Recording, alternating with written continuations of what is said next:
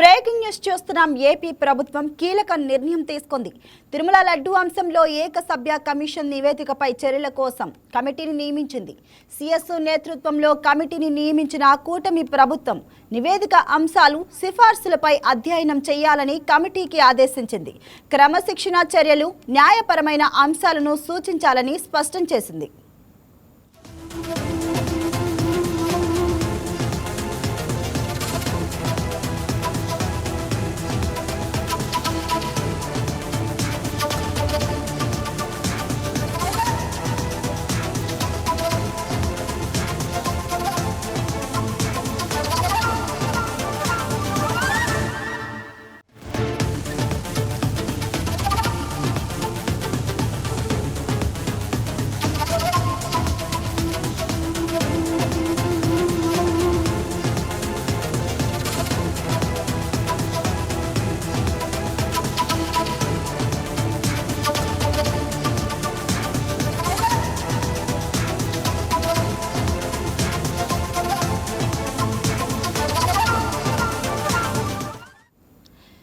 Breaking news చూస్తున్నాం. దాదాపు 9 ఏళ్ల పాటు సిబిఎఫ్సి చైర్మన్ గా ఉన్న ప్రసూన్ జోషికి మే 2న కేంద్ర సమాచార ప్రసార మంత్రిత్వ శాఖ ప్రసార భారతి చైర్మన్ గా పదోన్నతి కల్పించింది.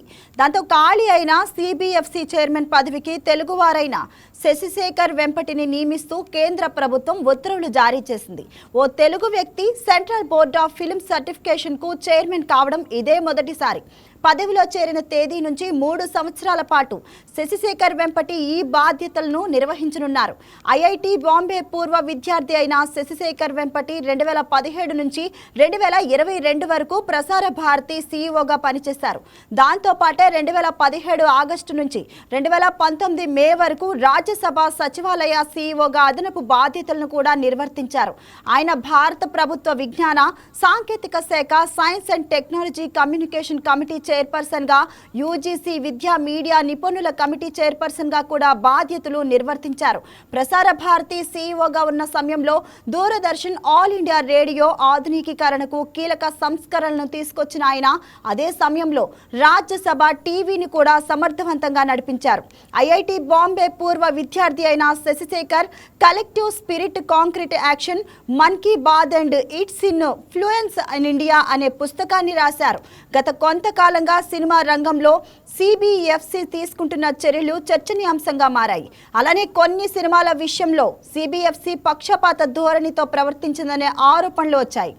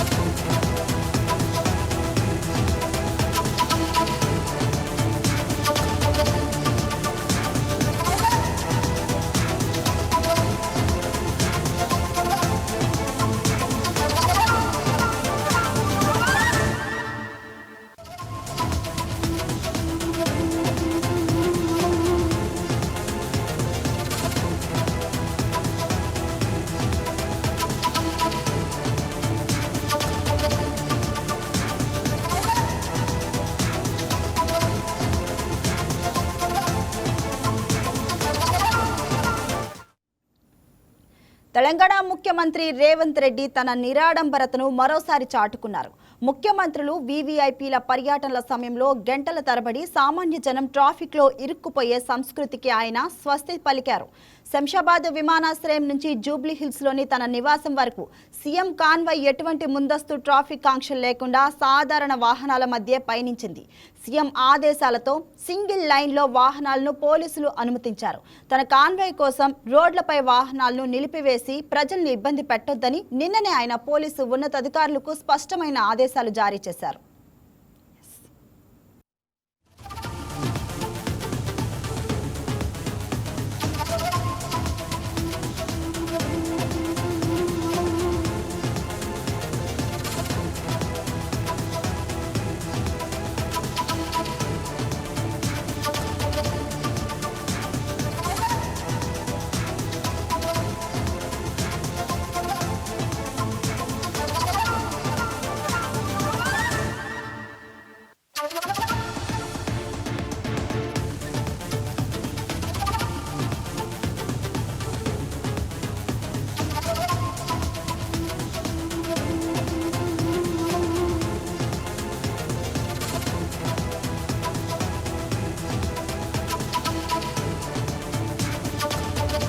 దామోదరం సంజీవయ్య వర్ధంతి సందర్భంగా టీపీసీసీ అధ్యక్షులు మహేష్ కుమార్ గౌడ్, ప్రభుత్వ సలహాదారు వి హనుమంతరావు, డీసీసీ అధ్యక్షులు మోతే రోహిత్, టీపీసీసీ ఉపాధ్యక్షులు అప్సర్, ఇతర నేతలు సంజీవయ్య పార్కులోని ఆయన చిత్రపటానికి నివాళులు అర్పించారు.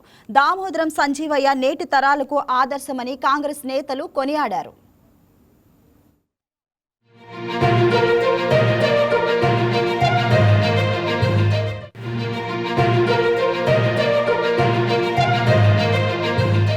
దళిత కుటుంబంలో పుట్టి నీతి నిజాయితీ అనే పదాలు ప్రజలకి తెలపడమే కాకుండా తాను కూడా అదే మార్గంలో పయనించి దాన్ని తూచా చెప్పకుండా ఆచరించి అంచెలంచెలుగా ఎదిగి సమైక్య ఆంధ్రప్రదేశ్ ముఖ్యమంత్రిగా, ఏఐసిసి నాయకుడిగా ఈ రాష్ట్ర దేశ ప్రజలకి సేవలు అందించినారు. దేవుడు వారిని త్వరగా స్వర్గానికి తీసుకెళ్ళినప్పటికీ వారి యొక్క ఆశయాలు, వారు చూపిన మార్గదర్శకం ఈనాటి యువతర ముందుకు పోవాలి. ఎందరో మహానుభావులు ఈ రాష్ట్ర చరిత్రలో అందరినీ స్మరించుకుంటూ ఉంటాం. స్మరించుకునే గొప్పతనం కూడా మనలో ఉండాలి. గౌరవనీయులు హనుమంతరావు గారు దామోదరం సంజీవ గారి సేవల్ని రాష్ట్రం, దేశం విస్మరింప చేయడమే కాకుండా వారు ఆనాడు అందించిన సేవల్ని నిరంతరం స్మరిస్తూ వారి మీద ఒక ప్రత్యేక శ్రద్ధతో ప్రతి సంవత్సరం దామోదరం సంజీవ కార్యక్రమాలు చేస్తుండడం అనేది చాలా గొప్ప విషయం. ఆ గొప్పతనం నేను మునుపెన్నడూ లేని విధంగా ఈసారి తిరుపతి గంగమ్మ జాతరను నిర్వహిస్తున్నామని శాప్ చైర్మన్ రవినాయుడు తెలిపారు. తన అర్ధాంగితో కలిసి రవినాయుడు అమ్మవారికి సారె సమర్పించారు. అమ్మవారిని దర్శించుకుని మొక్కులు చెల్లించుకున్నారు. టీటీడీతో పాటు మున్సిపల్, రెవెన్యూ, తూడా, పోలీసు ఇలా అన్ని విభాగాల సమన్వయంతో జాతర ఏర్పాట్లు చేశామని రవినాయుడు తెలిపారు. అమ్మవారి దర్శన కల్పనలో సామాన్య భక్తులకే తొలి ప్రాధాన్యం ఉంటుంది అన్నారు. జాతర ముగిసిన తర్వాత సీఎం చంద్రబాబు అమ్మవారిని దర్శించుకునే అవకాశం ఉందన్నారు శాప్ చైర్మన్ రవినాయుడు. గంగమ్మ తల్లి జాతర దేదీప్యమానంగా నిర్వహించడం జరుగుతోంది. కనీ విని ఎరుగని రీతిలో గంగ జాతర జరుగుతోంది. రాష్ట్ర ప్రభుత్వం ఈ జాతరను ప్రతిష్టాత్మకంగా తీసుకునింది. ఒక పక్క గంగమ్మ గుడి బోర్డు చైర్మన్ కానీ, బోర్డు సభ్యులు కానీ, ఈఓ గారు కానీ, అధికారులు కానీ, మున్సిపల్ డిపార్ట్మెంట్ కానీ, అదేవిధంగా డిస్టిక్ కలెక్టర్ గారు, డిస్టిక్ అధికారులు, దాంతోపాటు పోలీస్ డిపార్ట్మెంటు సమర్థవంతంగా జాతరను నిర్వహించడం జరుగుతూ ఉంది. ఎక్కడా కూడా సామాన్య భక్తులకు ఇబ్బంది లేకుండా, సామాన్య భక్తులకు పెద్దపీట వేస్తూ ఈ జాతర నిర్వహించడం జరుగుతూ ఉంది. ఈరోజు రాజకీయాలకు అతీతంగా జరుపుకుంటున్న ఏదైనా ఉందంటే పండగ తిరుపతిలో అది జాతర. ప్రతి ఇంటి పండగ, ప్రతి వారి పండగ. ఇట చంద్రగిరి నియోజకవర్గమైన, నగిరి నియోజకవర్గమైన, ఇట కాళహస్తి నియోజకవర్గమైన ఈరోజు జిల్లా మొత్తం ఈ 10 రోజులు జాతరమయంగా మారింది. తిరుపతి ఒకప్పుడు కుగ్రామం మహానగరమైంది ఆ తల్లి ఆశీస్సులతోనే. ఈరోజు ఏ సమస్య వచ్చినా తల్లికి పోయి చెప్పుకుంటాం. తిరుపతిలో ఏ సమస్య వచ్చినా, ఏ ఇంటికి ఇబ్బంది వచ్చినా ఆ గంగమ్మ తల్లికి వచ్చి దండం పెట్టుకొని నాకు ఈ ఆరోగ్య సమస్య ఉంది, ఆ ఆరోగ్యం కుదుటపడాలి, ఆర్థిక ఇబ్బంది ఉన్నా, ఏ ఇబ్బంది ఉన్నా ఆ తల్లికి చెప్పుకుంటే ఆ ఇబ్బందులన్నీ తొలగించడం జరుగుతుంది. ఆ తల్లి ఆశీస్సులు ఈ తిరుపతి ప్రజల మీద ఉంది. ఈరోజు ఎప్పుడూ లేని విధంగా ఒక పక్క ఎండ ఉన్నా కూడా భక్తులకు ఈ పక్క ఓల్డ్ మున్సిపల్ ఎంట్రన్స్ నుంచి, తొడా ఎంట్రన్స్ నుంచి, అదేవిధంగా ఈ పక్క టౌన్ హెడ్ పోస్ట్ ఆఫీస్ నుంచి టీటీడీ సహకారంతో, ముఖ్యంగా బిఆర్ నాయుడు గారు, అదేవిధంగా టీటీడీ గతంలో కంటే ఈసారి మంచి ఏర్పాట్లు కూడా చేయడం జరిగింది.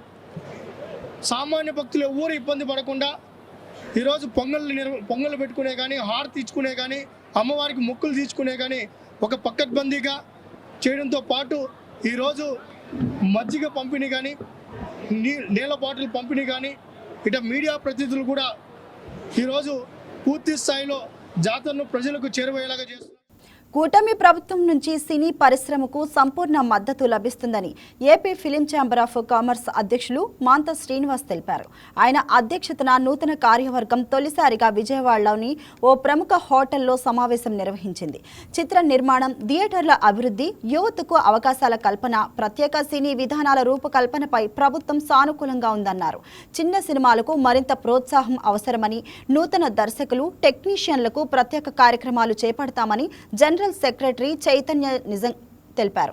సమావేశంలో భాగంగా సినీ రంగంలో దశాబ్ద కాలంగా విశేష సేవలు అందిస్తున్న కథానాయిక పాయల్ ముఖర్జీకి దశాబ్ది నటి పురస్కారంతో సత్కరించారు.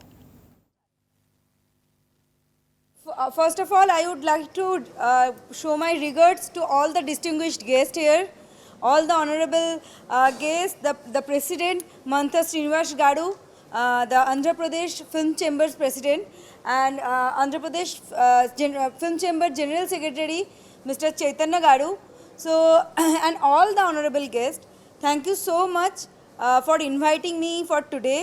It's a big honor for me and for the recognition as the actress of the decade. So, I can't express my happiness, and it's a big privilege for me. And of course, what I got to know today, Andhra Pradesh is a very popular state because of course, their culture, their films, and we really follow Telugu films. We love all over, not only in India, all over in the world we love Telugu films. And the new chamber which has already developed, which has already selected with the committee, it took all the big decision, it took all the development models, which I really I feel that this will give an immense support to Telugu film industry. And thank you for this initiative.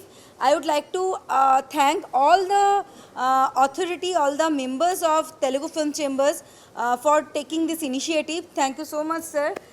And I would like to wish Telugu industry and Andhra Pradesh Film Chamber. Payal not only actor, sir. She is a very good human being.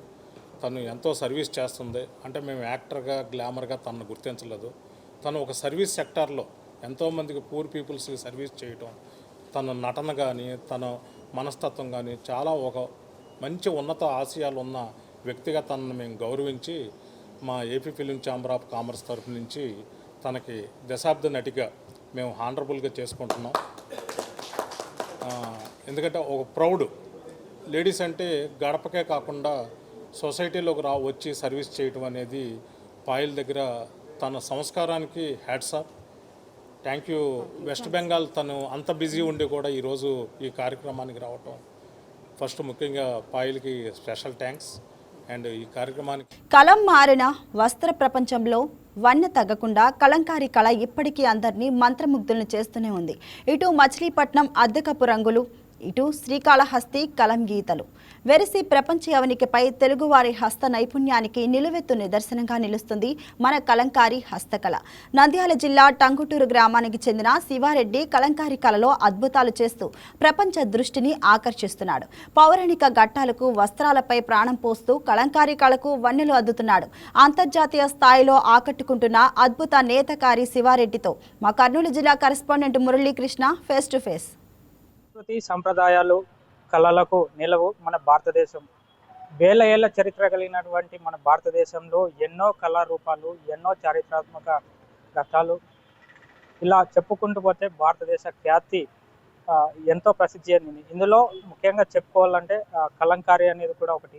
అసలు ఈ కలంకారీ అంతరించిపోతున్నటువంటి సమయంలో ఎట్లా దీన్ని మనుగడ కొనసాగించాలి, ఏ విధంగా దీన్ని చరిత్ర నేటి తరం యువతకు తెలియాలి అంటే అన్న అంశాలను ప్రస్తుతం మనతో పాటు చర్చించడానికి ఒక సీనియర్ కళాకారుడు మనతో పాటు ఉన్నారు. మరిన్ని విషయాలు అడిగి తెలుసుకునే ప్రయత్నం చేద్దాం. సార్ నమస్కారం సార్. అసలు కలంకారీ అంటే ఏంటి, అసలు దీని చరిత్ర ఏంటి, ఎప్పుడు ఈ కలంకారీ పుట్టింది, ఎక్కడ పుట్టింది? కలంకారీ సాంప్రదాయ చిత్రకళ అనేది మన ఆంధ్ర రాష్ట్రంలోని శ్రీకాళహస్తి నగరంలో అభివృద్ధి చెందింది.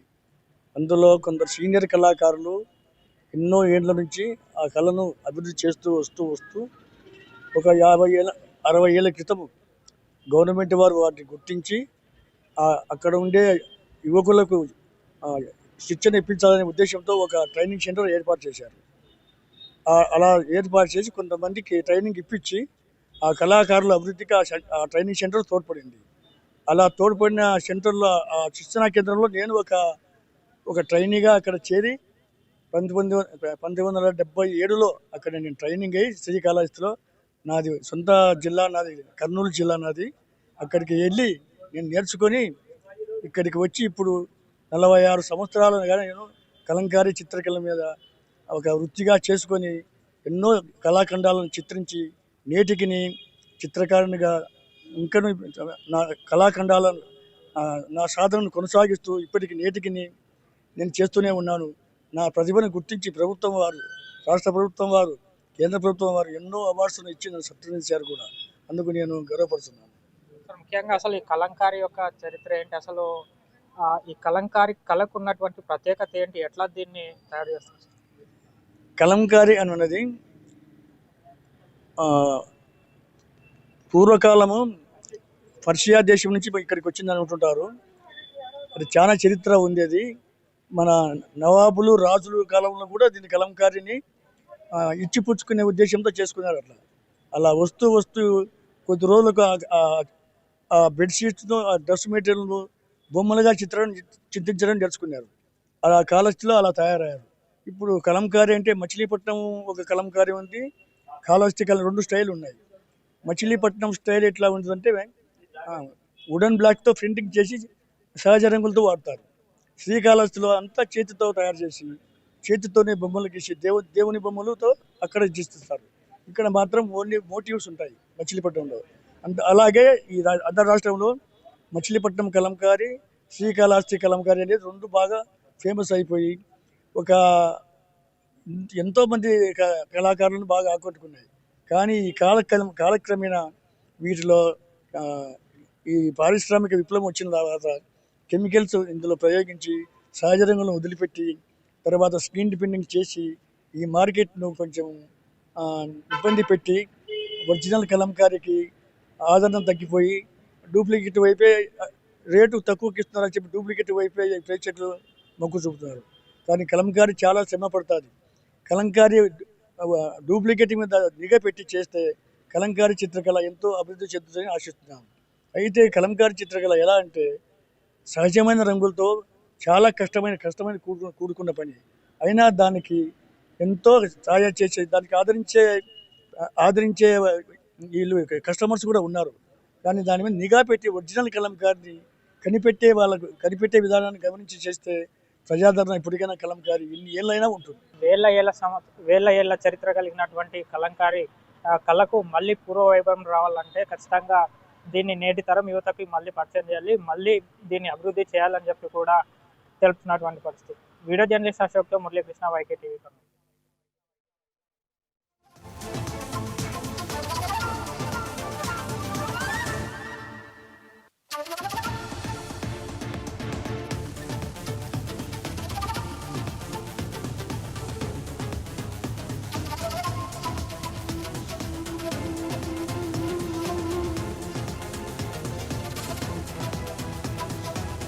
విశాఖ కేంద్రంగా దక్షిణ కోస్తా జోన్ ఏర్పాటు కావడం శుభ పరిణామమని ఎమ్మెల్యే గిడ్డి సత్యనారాయణ అన్నారు.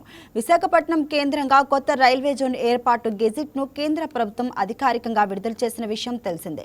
సీఎం చంద్రబాబు నిరంతర కృషితోనే ఇది సాధ్యమైందని ఎమ్మెల్యే అన్నారు. ఉత్తరాంధ్ర ఆసియాలకు పోరాటాలకు న్యాయం జరిగింది అన్నారు. రైల్వే జోన్ ఏర్పాటుతో ఉత్తరాంధ్రలో రవాణా వ్యవస్థ మెరుగుదలతో పారిశ్రామిక వృద్ధి, ఉద్యోగ అవకాశాలు పెరుగుతాయని ఎమ్మెల్యే అన్నారు.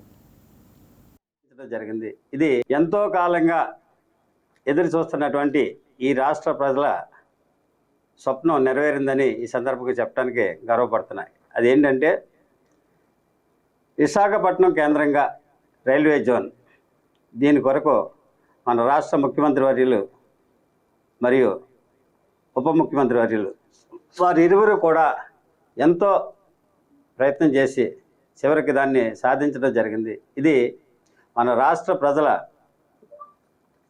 విజయంగా భావించాలని చెప్తున్నా. ఎందుకనంటే ఈ రాష్ట్రంలో అంటే ఆంధ్రప్రదేశ్ తెలంగాణ ఇడిపోయిన తర్వాత ఏ విధమైనటువంటి ఆధారం లేనటువంటి రాష్ట్రంగా ఏర్పడటం జరిగింది. ఆ క్రమంలో మన రాష్ట్ర ముఖ్యమంత్రి వర్యులు చంద్రబాబు నాయుడు గారు ప్రత్యేకించి ఈ రైల్వే జోన్ గురించి ప్రయత్నం చేయడం జరిగింది. దానిలో ఈ రాష్ట్ర ఉప ముఖ్యమంత్రి వర్యులు కేంద్రంతో సహకారం అంటే వాళ్ళ యొక్క కోఆపరేషన్ తీసుకుని వాళ్ళతో మాట్లాడి ఇది ఈ రాష్ట్ర ప్రజలకి ఒక గొప్ప వరంగా తీసుకురావడం జరిగింది. దీని యొక్క ప్రయోజనం ఏంటంటే ట్రాన్స్పోర్టేషన్ విషయంలో కానీ, డెవలప్మెంట్ విషయంలో కానీ, అదేవిధంగా ఉద్యోగాలు ఈ సెపరేట్ రైల్వే జోన్ ఉండటం వల్ల డెవలప్మెంట్ అండ్ ఎంప్లాయ్మెంట్ ఈ రెండు కూడా కలిసి వస్తాయి. దీన్ని దృష్టిలో పెట్టుకుని మన ముఖ్యమంత్రి వర్యులు ఉప ముఖ్యమంత్రి వర్యులు దీన్ని తీసుకురావడం జరిగింది. ఇది మన ఆంధ్రప్రదేశ్కి ప్రత్యేకమైనటువంటి వరంగా భావిస్తున్నాం. ఎందుకనంటే పోరాటం చేసి సాధించేది ఒక గొప్ప విజయంగా భావిస్తాం. దానివల్ల ప్రయోజనం పొందేటువంటి వ్యక్తులందరూ కూడా ఎంతో గర్వంగా దాన్ని అనుభవిస్తారని ఈ సందర్భంగా తెలియజేసుకుంటూ, మరి ఈ రాష్ట్రానికి ప్రత్యేకమైనటువంటి రైల్వే జోన్ తీసుకొచ్చినటువంటి మన కూటమి ప్రభుత్వానికి ప్రత్యేకమైనటువంటి అభినందనలు తెలియజేసుకుంటూ థ్యాంక్ యూ వెరీ మచ్. ఎంతో కాలంగా ఎదురు చూస్తున్నటువంటి దేశంలోనే అతిపెద్ద డేటా సెంటర్ విశాఖపట్నానికి రాబోతుంది. సుమారు $17 బిలియన్ పెట్టుబడితో డేటా సెంటర్ క్లస్టర్ ఏర్పాటు చేయడానికి రిలయన్స్ ఇండస్ట్రీస్ సిద్ధమవుతుంది. డేటా సెంటర్ క్లస్టర్కు 1.08 లక్షల కోట్లు, పునరుత్పాదక ఇంధన ప్రాజెక్టుకు 51,300 పెట్టుబడి పెట్టనుంది. ఈ మేరకు రిలయన్స్ చేసిన ప్రతిపాదనలకు ప్రభుత్వం కూడా ఓకే చేసింది. ఈ నేపథ్యంలో త్వరలో విశాఖ వేదికగా అనేక ఐటీ కంపెనీలు విశాఖకు రానున్నాయని, కూటమి ప్రభుత్వంపై పూర్తి విశ్వాసంతో అనేక కంపెనీలు పెట్టుబడులకు సిద్ధంగా ఉందని, రాష్ట్రం మరింత అభివృద్ధి చెందబోతుందని టీడీపీ నేతల మహమ్మద్ నజీర్ అంటున్నారు. అభివృద్ధి చూసి ఓర్వలేక వైసీపీ శ్రేణులు అవాస్తవాలను ప్రచారం చేస్తున్నాయని అంటున్న టీడీపీ జాతీయ ఉపాధ్యక్షుడు మహమ్మద్ నజీర్తో మా Visakha special correspondent Durga Prasad face to face. దేశంలోనే అతి పెద్దదైన data centre Reliance data centre విశాఖగా రాబోతుంది. దీనికి సంబంధించి ఆ కంపెనీ ప్రతిపాదన కూడా రాష్ట్ర ప్రభుత్వం పంపించడం జరిగింది. దీనికి సంబంధించి సమావేశం కూడా జరుగుతుంది. అతి త్వరలోనే విశాఖ వేదికగా కూడా ఈ రిలయన్స్ డేటా సెంటర్ అయితే ప్రారంభమవడానికి సిద్ధమవుతుందని చెప్పొచ్చు. ఈ నేపథ్యంలో అనేక ఐటీ కంపెనీలు కూడా విశాఖ క్యూ కొడతాయి. దీనిపై మాట్లాడేందుకు మనతో పాటు టీడీపీ జాతీయ ఉపాధ్యక్షుడు నజీర్ గారు ఉన్నారు. సో ఆయన మాట అడిగి తెలుసుకుని ప్రయత్నం చేద్దాం. సరే, ఇప్పుడు ఇటీవలే గూగుల్ డేటా సెంటర్ సంబంధించి శంకుస్థాపన కూడా అట్టహాసంగా జరిగింది. ఇప్పుడు రిలయన్స్ డేటా సెంటర్ దేశంలో అతి పెద్దది. సో విశాఖలో పెట్టుబడి పెట్టేందుకు ఆసక్తి చూపించారు. దీని ప్రతిపాదన కూడా రాష్ట్ర ప్రభుత్వం పంపించడం జరిగింది. దీన్ని ఏ విధంగా చూడొచ్చు? ఏది లేదండి, రాష్ట్ర ప్రజలు కానీ దేశంలో ఉన్న ప్రజలు కానీ అర్థం చేసుకోవాలంటే ఒక సమర్థమైన పాలన ఉంటే పెట్టుబడిదారులు క్యూ కడతారు. గత 2019-24 మధ్యలో చూసాం. ఏ పెట్టుబడులు రాలా. ముఖ్యంగా నేను ఉత్తరాంధ్ర గురించే మాట్లాడతా. మా విశాఖపట్నంలో కూడా ఏ పెట్టుబడులు రాలా. ఎంతసేపటికి వాడిని బెదిరించడం, వాడిని కొట్టడం, వాళ్ళు బెదిరించి భూములు లాక్కుంటాం, సంపాదించుకుంటాం, ఇలాంటి పనులే చేశారు. కాబట్టి రాష్ట్ర అభివృద్ధి గురించి ఆలోచించాల. మా ప్రభుత్వం వచ్చి దాదాపు 23 నెలలు అవుతుంది. నారా చంద్రబాబు నాయుడు గారు ముఖ్యమంత్రి అయిన తర్వాత, ఐటీ శాఖ విద్యాశాఖకి మంత్రి నారా లోకేష్ గారు అయిన తర్వాత ఈ ప్రాంత అభివృద్ధి ఎలా చేయాలి, ఈ ప్రాంతంలో ఉన్న యువతకి భవిష్యత్తు ఎలా ఇవ్వాలి, ఈ ప్రాంతం ఉన్న యువత తన జీవితం బతకడం కోసం వేరే రాష్ట్రాలు వేరే దేశాలు కుటుంబాలను వదిలేసి వెళ్ళకుండా కుటుంబంతో ఉండి ఇక్కడే జీవనం సాగించే విధంగా వీళ్ళకి ఏం చేయాలంటే అవకాశాలు కావాలి. అవకాశాలు ఎక్కడి నుంచి వస్తాయి? పెట్టుబడుల ద్వారా వస్తాయి. పెట్టుబడులు ఎలా వస్తాయి? సమర్థమైన పాలన ద్వారా వస్తాయి. సమర్థమైన పాలన అంటే ఏంటి? కూటమి ప్రభుత్వం. చంద్రబాబు నాయుడు గారు అభివృద్ధి అంటే చంద్రబాబు నాయుడు గారు అభివృద్ధి. ఆయన వచ్చిన తర్వాత గూగుల్ ప్రపంచంలోనే అతిపెద్ద కంపెనీ. రిలయన్స్ ప్రపంచంలో అతిపెద్ద కంపెనీ. ఆర్సెలర్ మెటల్ వాళ్ళ ఫీల్డ్లో అతిపెద్ద కంపెనీలు. వాళ్ళు దేశ ప్రధానమంత్రులతో దేశ రాష్ట్రపతులతో ఎవరితో భయపడరు వాళ్ళు. ఎందుకంటే కొన్ని లక్షల కోట్ల వాళ్ళ ఆస్తి విలువలు. వాళ్ళు వేసేది పెట్టుబడులు పెడతారు, మంచి వ్యాపారాలు చేస్తారు, ఉద్యోగాలు వస్తాయి, దాని ద్వారా ఆ ప్రాంతం కూడా అభివృద్ధి చెందిద్ది. వాళ్ళకి భరోసా ఇచ్చే నాయకుడు కావాలి. అది నారా చంద్రబాబు నాయుడు. ఆయన వచ్చిన తర్వాత గూగుల్ వచ్చింది. 1,36,000 కోట్ల రూపాయలతో శంకుస్థాపన పనిలోని రాబోయే 2 సంవత్సరాల్లో ఫస్ట్ ఫేజ్ అయింది. ఉద్యోగ అవకాశాలు ఎలా ఉంటాయి నేను ఇప్పుడు చెప్పను, మీరే చూస్తారు. కానీ రెండోది రిలయన్స్ వాళ్ళు కూడా ఆంధ్రప్రదేశ్ చంద్రబాబు నాయుడు గారి నాయకత్వం, నారా లోకేష్ గారి నాయకత్వం నమ్ముకున్నారు. కాబట్టే మాకు ఆంధ్రప్రదేశ్ విశాఖపట్నంలో పెడదాం అనుకుంటున్నారు. దేనికంటే సింగిల్ విండో పాలసీ. గతంలో జగన్ ప్రభుత్వంలో ఏ పర్మిషన్లు కావాలన్నా నెలల తరబడి లంచాలు తీసుకొని ఇబ్బందులు పెట్టేవాళ్ళు. ఇంతకుముందు ఈజ్ ఆఫ్ డూయింగ్ బిజినెస్ అనేది మా నినాదం. కానీ ఇప్పుడు స్పీడ్ ఆఫ్ డూయింగ్ బిజినెస్. ఏ విధంగా? స్వయంగా చంద్రబాబు నాయుడు గారు లోకేష్ గారు కూర్చొని 15 రోజుల్లో 10 రోజుల్లో అన్ని డిపార్ట్మెంట్లు క్లియరెన్స్లు చేపించి పనులు చేస్తారు. అలా చేస్తే పెట్టుబడి పెడతారు. ఎవడన్నా చిన్న వ్యక్తికి అర్థమయ్యే భాషలో చెప్తాను నేను. ఒక బిల్డింగ్ ప్లాన్ సరిగ్గా మేము అవ్వకపోతే 200 గజాలు ఇల్లు కట్టుకుంటానికి మీకు 10 ఏళ్ళు పట్టింది. అదే మీకు సరిగ్గా ప్లాన్లు కరెక్ట్ టైంకి ఇచ్చేసి మిమ్మల్ని ఎవరు ఇబ్బంది పెట్టకుండా ప్లాన్ ప్రకారం రూల్ ప్రకారం మీరు కట్టండి అంటే 6 నెలల్లో కట్టేసి మీరు గృహప్రవేశంకి వెళ్ళిపోతారు. అది ప్రభుత్వం ఫెసిలిటీ చేసే విధానం. అది చేస్తుంది ప్రభుత్వం. ఇవాళ గూగుల్ అయిపోయింది, ఆర్సెలర్ మెటల్ స్టీల్ ఫ్యాక్టరీ, ఇప్పుడు రిలయన్స్, టీసీఎస్ ఉంది, కాగ్నిజెంట్ ఉంది, అలాగే south Coast railways, Bhogapuram airport, అటు పక్క చూస్తే పోలవరం, అమరావతి, అలాగే రాయలసీమలో ఇలా నేను పేపర్లు చూసా. ఇన్ఫీల్డ్ సామాన్యది కాదు. 2 వీలర్స్లో ప్రపంచంలో దానికి బ్రాండ్ ఉంది. 2,800 కోట్లతో తిరుపతి దగ్గర పెట్టుబడి పెట్టబోతుంది. అలా తర్వాత ఏసీల్లో కెరియర్ ఏసీ అని ఉండిద్ది. అది వరల్డ్ క్లాస్ ఏసీ. అది వాళ్ళు పూర్తిగా విడి భాగాలు తయారు చేసే మొత్తం సిస్టమ్ని మొత్తం ఫ్యాక్టరీ ఆంధ్రాలో పెట్టబోతున్నారు. అది కూడా రాయలసీమలో. ఇన్ని అభివృద్ధులు జరుగుతుంటే కొన్ని పనికిరాని వాళ్ళు పని ఏదో టీవీల ముందర ఏదో చెప్పాలని చెత్త మాటలు చెప్తున్నారు. వాళ్ళని చూడవాకండి, వాళ్ళు టీవీలో కనపడిన ఆఫ్ చేసేయండి. టైం వేస్ట్ మీ అందరికీ. ఇప్పుడు దీనికి సంబంధించి మీరు వేసిన దాంట్లోనే వైసీపీ నేతలు కూడా చెప్తా ఉన్నారు, గూగుల్ అదానీ డేటా సెంటర్ మేము తీసుకెళ్తుంది, మేము ప్రతిభను పంపించింది, మేము శంకుస్థాపన చేసింది, దాని పేరు మార్చాలు చేసాం అంటున్నారు. రిటైర్డ్ పోలీస్ అధికారి ఏబి వెంకటేశ్వర కూడా అదానీ మొత్తం విశాఖపట్నం ఎత్తుకోపోయే అవకాశం ఉంది, స్టీల్ ప్లాంట్ మీద కన్నేసి చెప్పి విశాఖ వేదికని మాట్లాడేది. మీరు ఏం చెప్తారు? ఏమండి, ప్రభుత్వం అనేది కంటిన్యూస్ ప్రాసెస్. అదానీ కానీ లేకపోతే మీరు చెప్పినట్టు గూగుల్ కానీ ఆర్సెలర్ మెటల్ కానీ గత ప్రభుత్వాలు కూడా పెట్టుబడిదారులకి వాళ్ళు అడగొచ్చు, ప్రతిపాదనలు పెట్టచ్చు. వాళ్ళు రాలా. వీళ్ళు దొంగలు కాబట్టి, 420లు కాబట్టి అందుకే వాళ్ళు పట్టించుకోవాలా.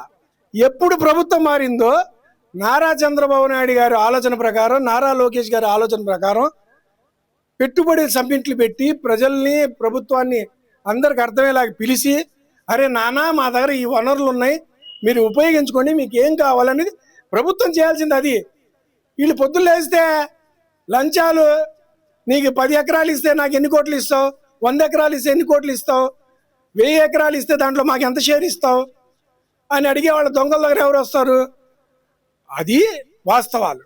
వాళ్ళు ఏదో అంటూ ఉంటారు, వాళ్ళ దగ్గర వీళ్ళు వెళ్ళొచ్చు, వీళ్ళు వాళ్ళని అడగొచ్చు, కానీ అడిగినంత మాత్రం పని అవ్వలేదే. ఇప్పుడు అవుతుంది పని.